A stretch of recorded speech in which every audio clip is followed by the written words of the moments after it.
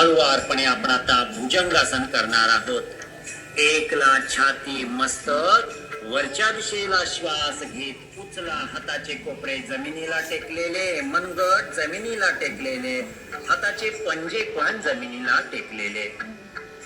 पाठीच्या कण्याला मागच्या दिशेला वळवलेला आहे, मस्तक मागे गेले आणि सैल श्वसन चालू ठेवा। एक,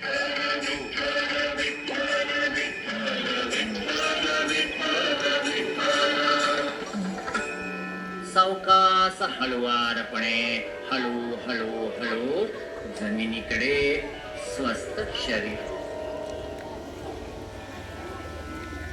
पुढचं आसन आहे आता शलभासन। दोन्ही हात मांडीच्या खाली, तळवे जमिनीला टेकलेले।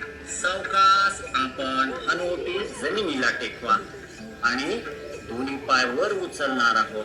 श्वास सोडा आणि श्वास घेत एकला दोन्ही पाय वर उचला। गुडघ्यातून सरळ ठेवा, श्वसन चालू ठेवा। एक,